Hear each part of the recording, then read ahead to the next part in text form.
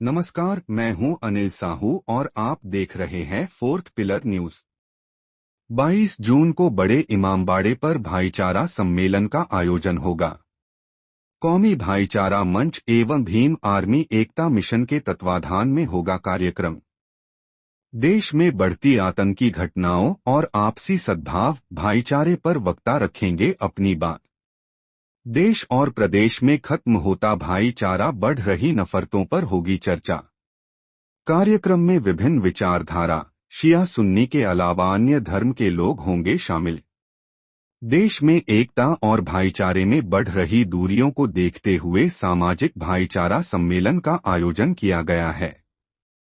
बिल्कुल आपके सामने पेश कर दूं कि कोई पॉलिटिकल एजेंडा हमारा कोई नहीं है, कोई पॉलिटिकल एजेंडा नहीं है और ना कोई पॉलिटिक्स से हमारा कोई ताल्लुक़ है इस कॉन्फ्रेंस का, बल्कि इसमें ये भाईचारा सम्मेलन है और आपस में मोहब्बत, आपस में उल्फत, आपस में दोस्ती, आपस में जो नफरतें हैं फैलाने की कोशिश की जा रही है, उन नफरतों को ख़त्म किया जाए, इसकी पूरी कोशिश हमारी होगी। इस सिलसिले में यही भाईचारा मंच बनाया गया है और साथ ही साथ जो आतंकवाद हिंदुस्तान में हो रहा है और जो आतंकवाद की इतनी बड़ी बड़ी घटनाएँ हो गई हैं उनको कैसे रोका जाए और उससे कैसे मुकाबला किया जाए, इस सिलसिले में यहाँ के ऊपर बातचीत होगी।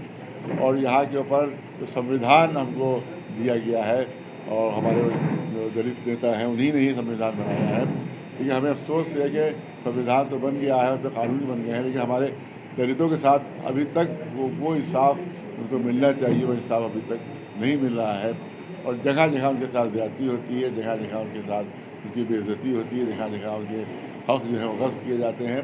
लिहाजा हमारी कोशिश ये होगी कि जो अल्पसंख्यक लोग हैं यहाँ पर, जिसमें उसमें मुसलमान भी शामिल है, दूसरे तमाम धर्म वाले भी शामिल है और ख़ास तौर से हमारे जो दलित है उन सबको उनके हक़ मिले, उनके अधिकार मिले और उनके हुकूक उनको दिए जाएँ, ये हमारी पूरी कोशिश होगी। और आपस में सबसे बड़ी कोशिश ये होगी कि आपस की नफरतें ख़त्म की जाएँ और आपस में मेल मोहब्बत। हिंदुस्तान मोहब्बत का मुल्क है, हिंदुस्तान जो है वो इंसानियत का मुल्क है और यहाँ इंसानियत पनपती है और इंसानियत दो सूरत यहाँ पर रहते हैं और यहाँ पर न ये नफरतें यहाँ पर नहीं पनप सकती।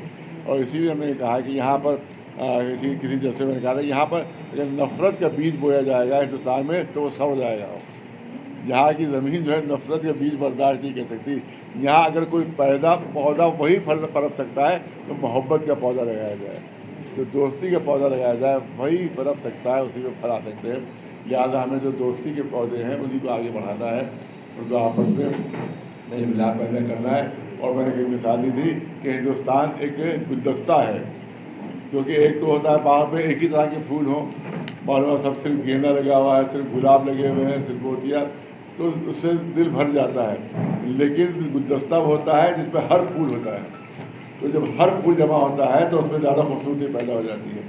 यानी इस गुलदस्ते को हमें बाकी रखना है। इसमें जिस तरह से किसी चमन में गुलाब हो, चमेली हो, मोतिया हो, दुनिया भर के फूल हो, तो उससे चमन में खूबसूरती पैदा हो जाती है।